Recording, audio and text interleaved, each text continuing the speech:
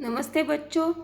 आज हम देखेंगे वह चिड़िया जो इस कविता में आई हुई भाषा की बात को। तो सबसे पहले भाषा की बात में जो विशेषण इस बिंदु को देखा गया है उसके बारे में जानते हैं। उदाहरणों को देखते हैं।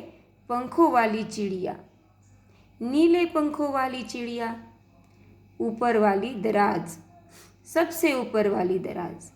अब देखिए यहाँ पे जिन शब्दों को रेखांकित किया गया है, यानी कि पंखों वाली, नीले पंखों वाली, ऊपर वाली, सबसे ऊपर वाली, यह जो रेखांकित शब्द है, यह रेखांकित शब्द विशेषण का कार्य करते हैं। विशेषण यानी कि जिस शब्द के बारे में कुछ विशेषता बताई जाती है।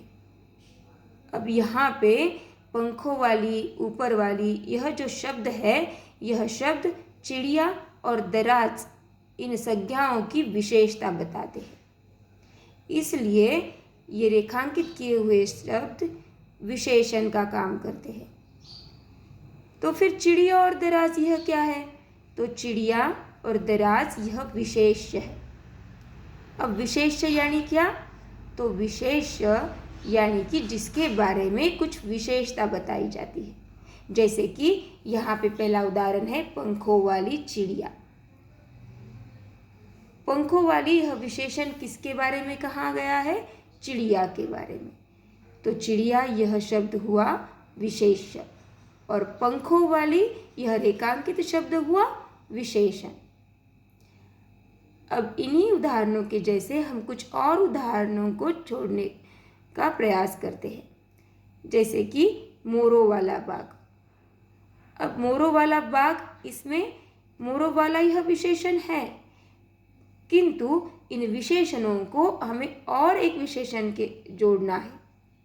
जैसे हमने पंखों वाली चिड़िया के बाद देखा है कि नीले पंखों वाली चिड़िया, वैसे यहाँ मोरों वाला बाग, तो हम सुनहरे मोरों वाला बाग लिख सकते हैं। पेड़ों वाला, यहाँ पे हमने घर लिखा है लेकिन बाग है।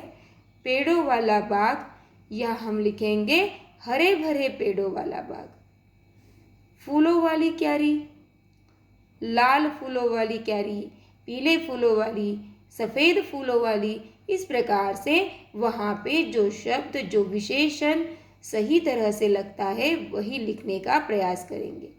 स्कूल वाला रास्ता, छत्रपति शाहू महाराज स्कूल वाला रास्ता या महात्मा गांधी स्कूल वाला रास्ता। हंसने वाला बच्चा, अधिक हंसने वाला बच्चा। मूंछों वाला आदमी, काली मूंछों वाला आदमी। देखिए अब यहाँ पे हमने विशेष्य और विशेष्य को देखा, विशेषण और विशेष्य को देखा। ठीक है। दूसरा बिंदु है इसी भाषा की बात में आया हुआ, जो है क्रिया विशेषण। क्रिया विशेषण यानी क्या? कि कार्य के ढंग या रीति से जो शब्द हमें कुछ विशेषता बताने का प्रयास करता है उसे हम क्रिया विशेषण कहेंगे। जैसे कि हमें इन दिए हुए उदाहरणों में भी यही करना है कि कार्य के ढंग या रीति से जो संबंधित क्रिया विशेषण दिया हुआ है उसको छांटना है। जैसे कि पहले उदाहरण में है, सोनाली जल्दी जल्दी मुंह में लड्डू ठूसने लगी। देखो क्रिया तो हो रही है ठूसने की, लेकिन कार्य होने का ढंग कैसा है? जल्दी जल्दी।